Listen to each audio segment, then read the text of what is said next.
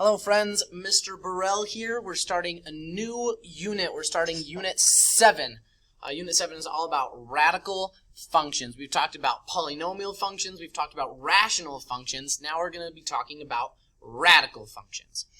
This unit is pretty short. There's just a couple of lessons, but it's going to be all about radical functions. And I'll explain, if you are unfamiliar with that term, I'm going to explain what that means in just a minute here.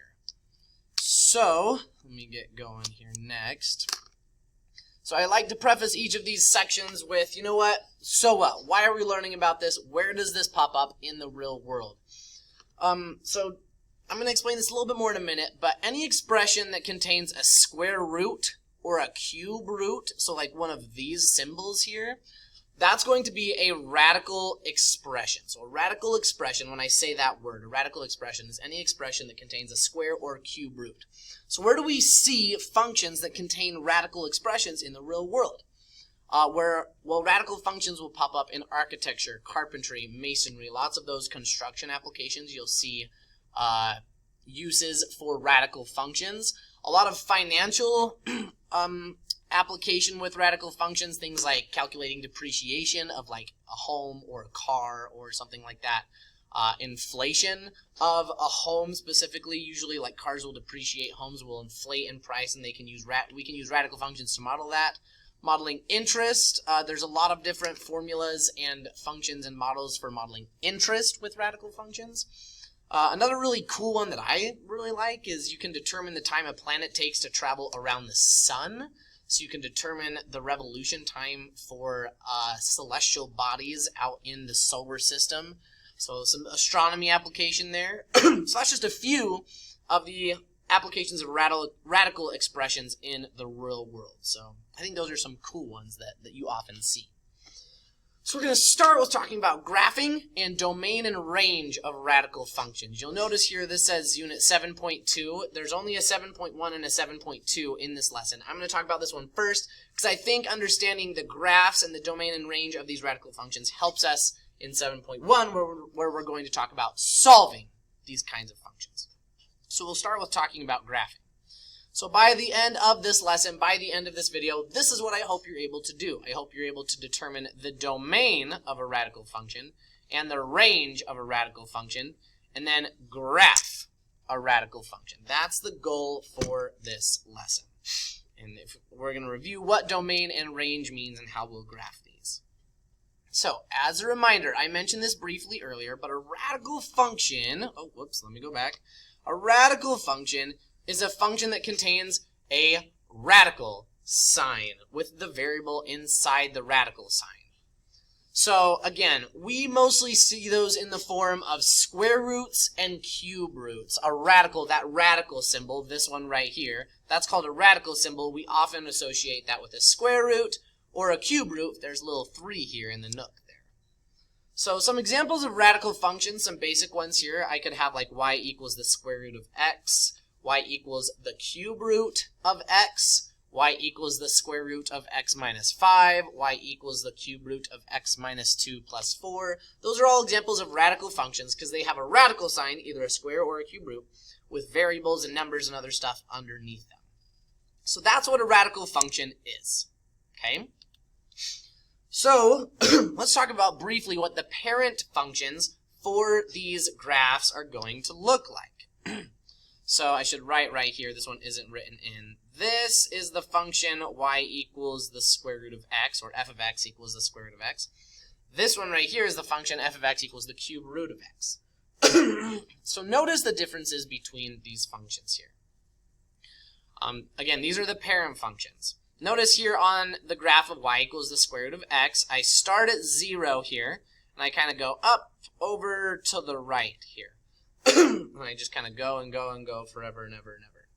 In my cube root function, I start here and go up and to the right, as well as going down and to the left. So I kind of have a little squiggly. You might have noticed, notice earlier when we talked about like cube root functions, cubic functions, they kind of looked like this. Notice they're pretty similar. It's almost like this one has been flipped and like laid on its side over here. See that? And then when I talked about squared, not square root, but squared functions, they looked kind of like this. It almost looks like I cut it in half and laid it on its side over here. So I mentioned that so you can kind of see the relationship between these two kinds of functions. Cubic and squared functions, quadratic functions, and then the square root and cube root functions. Okay, so below each of these graphs it has the domain and the range. So remember, we reviewed this a little bit already earlier in the trimester, but domain is all the possible x values. The domain is all the possible x values that can go into a function, and range is all the possible y values that I can get out of a function. So domain is all the possible x values that can go in, and range are all the possible y values that I can get out. So notice here, on this graph, on the y equals square root of x graph, I start at 0 and I go up and to the right. I have nothing over here, nothing over here, nothing over here. I just go up and to the right. So my domain, on the x-axis, there's nothing to the left of 0. Everything's only to the right of 0. So my domain is from 0 to infinity. The domain of this function will be from 0 to infinity. The range of this function, if I'm looking up and down, so domain is left to right, range is up and down. If I'm looking up and down, there's nothing down here. I start with my possible y values at 0, and I go up forever and ever and ever and ever. So the range of this function is from 0 to infinity. Notice how the domain and the range are pretty closely related. In this case, I start at 0, and I go infinity in the upward direction and infinity in the right direction. Now let's take a look at the cube root function. So this one's a little bit different from the square root function because it goes forever in both directions. It'll go forever up and to the right and forever down and to the left. There is no place on this graph that I am not going to be able to touch. There's no x value or y value that I'm not going to eventually get to, because this is going to go up and to the right for ever and ever. This is going to go down and to the left forever and ever and ever. So my domain and my range for this function is everything. All real numbers. So my domain I'm going to write from negative infinity to positive infinity, and my range is going to be from negative infinity to positive infinity. You'll notice for all of these cube root functions, my domain is going to be everything, and my range is going to be everything. Negative infinity to positive infinity. Range is from negative infinity to positive infinity. You'll kind of see those patterns as they pop up. So that's the domain and range of these parent functions. Let's see what the graphs and the domain of range will be when we kind of switch these functions up a little bit.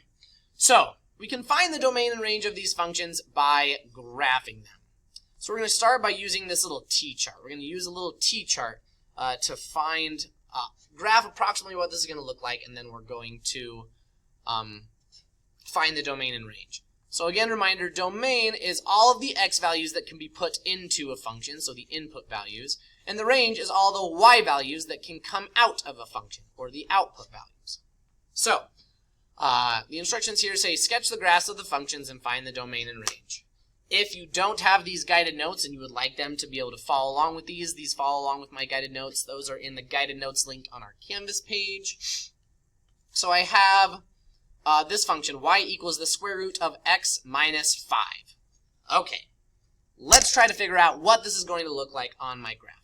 So let's pick some y values, or some x values, some input values that I want to put in. And I'm going to put a few here. I'm going to put a few and then I'm going to explain why. So let's go 1, 2, 3, 4, 5, 6, 7, 8, 9. I probably won't do all of these, but we'll start with these. So, and I do this to prove a point here. So if I have an input value, an x value of 1, I'm going to go ahead and put 1 in for x in this equation, into this function.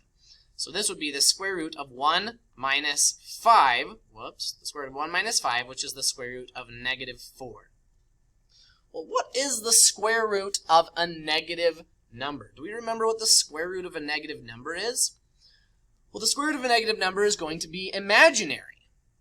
So the square root of negative 4, the square root of 4 is 2. The square root of a negative is going to be an imaginary number, so that's 2i.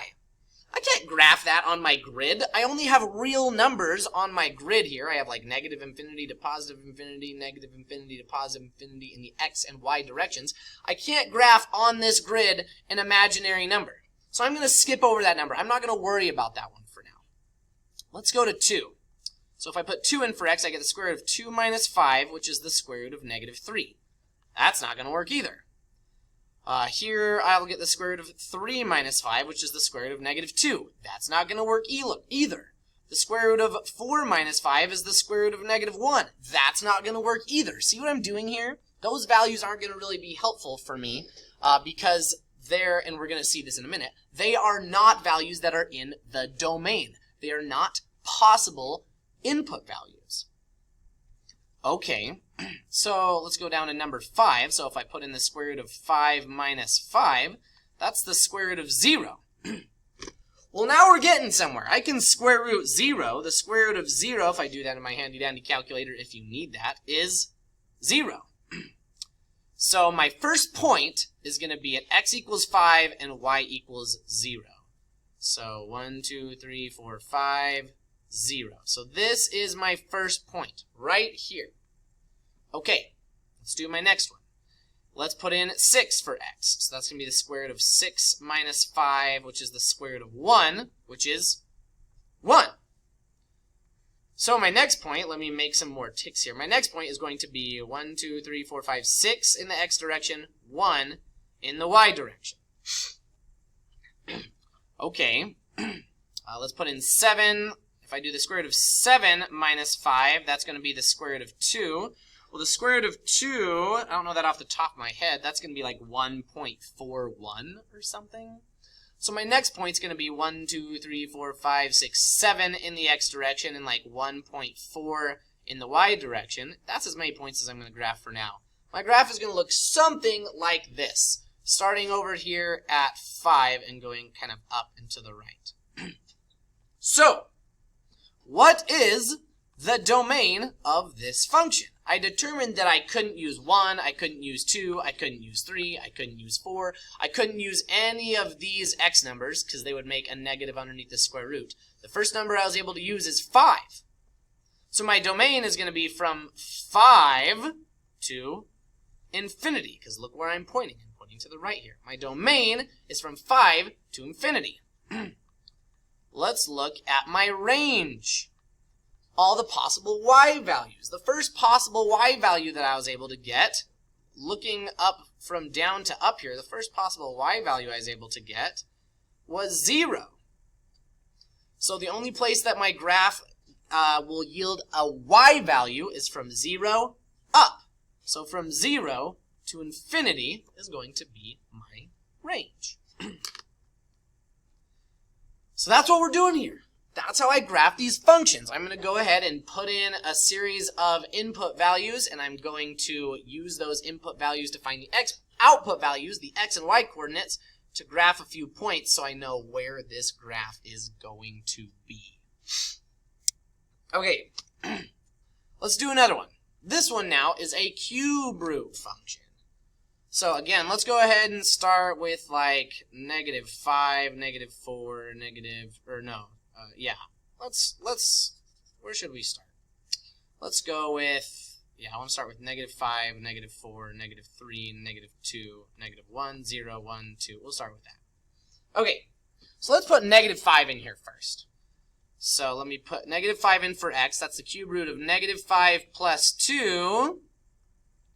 And then -4 out here on the outside. Well, that's going to be the cube root of -3 minus 4. Can I take the cube root of a negative number? Well, let's find out. In my calculator here, so hopefully you can see my calculator screen. On my calculator, in order to type in a cube root in my calculator, I'm going to go ahead and push this math button. And then down here a little ways, the fourth option here is a cube root button. If you have a different calculator, it might look a little bit different. But in this calculator, I push the math button. I'm going to push 4, and that'll bring up the cube root function.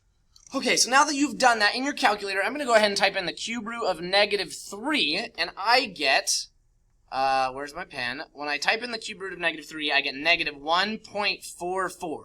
And then I have minus 4.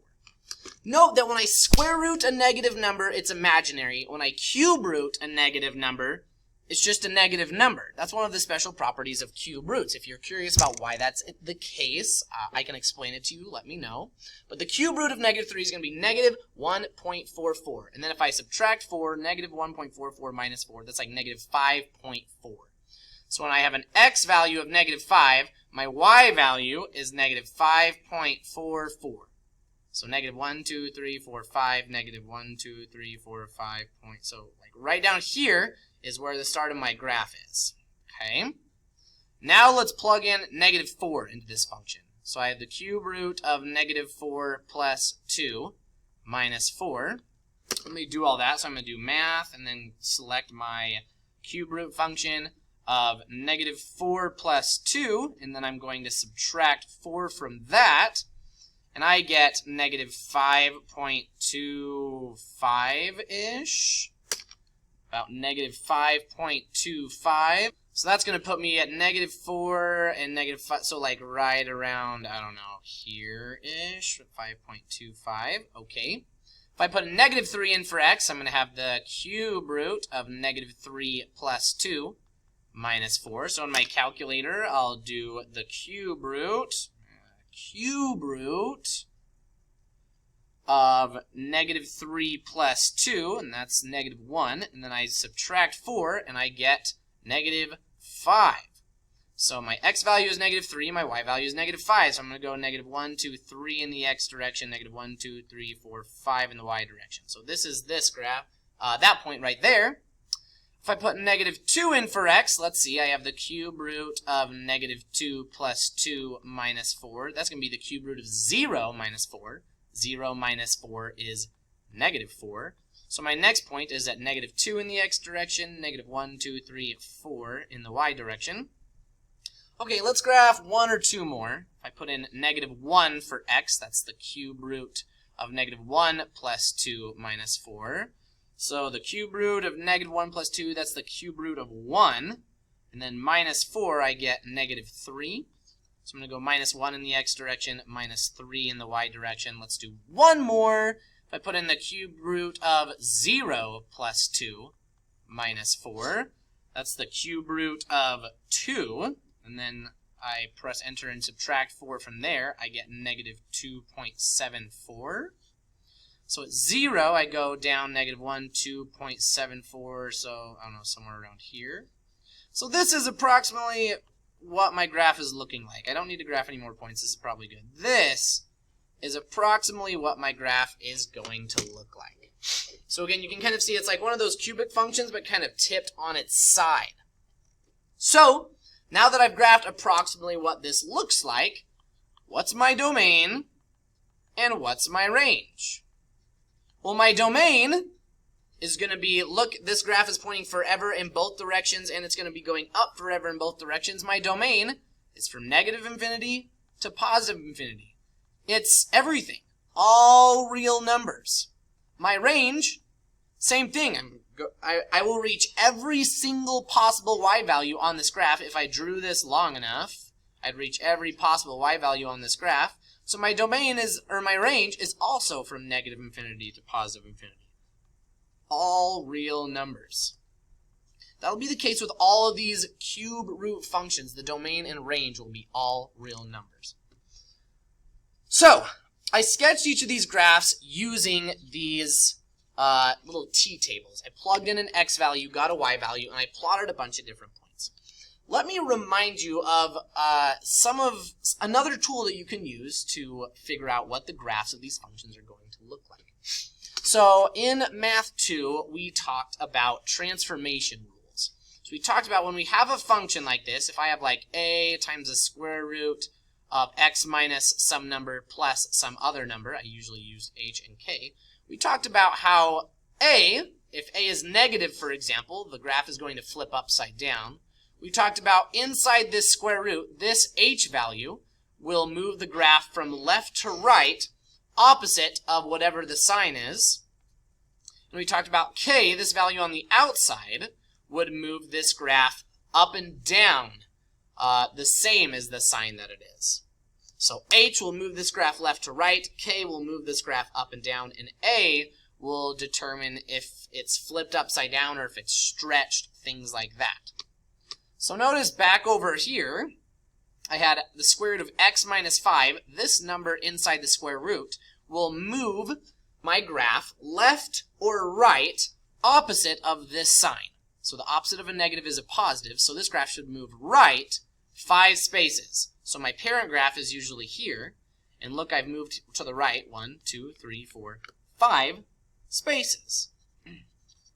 So that works. Let me go over here. This number on the inside will move left to right opposite of this sign, so I move left 2. So my traditional cube root function would look something like this. So it says I moved left 2 spaces, 1, 2. And then this means I move up or down the same as this sign here, so that's a negative, so that's down 4. So from here I move down 1, 2, 3, 4. Look at that. I have this same cube root function, just moved to the left 2 spaces and down 4 spaces. So let me pull up a quick Desmos graph and kind of show you some of the things that I'm talking about. So here's the parent function, y equals the square root of x. This is the function y equals the cube root of x. So I made a little slider down here. Watch what happens when I change this h number right here. Watch what happens when I change this number to move it left to right. So look as I change the h value that it's going to move from the left to the right. Notice as I change the k value, that's going to move it up and down. Move this one back. And notice I change the a value. As the a value gets bigger, it kind of stretches out. As the a value goes negative, it kind of flips upside down. Okay.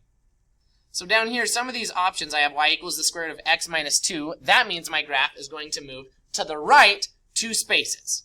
Boom. To the right 2 spaces. Now instead of starting at 0, 0, I start at 2, 0. Okay. The square root of x minus 2 on the outside means I'm going to be moving, I should be moving down 2 spaces. So again, on the parent graph, I start at 0, 0. On this transformed graph, I start at 0, negative 2. So it moves down 2 spaces. This graph right here should move to the right 3 spaces, opposite of the sign, and down, or sorry, up 4 spaces. So look here, I move to the right 3 spaces and up 4 spaces from 0, 0 to 3, 4. Right 3, up 4.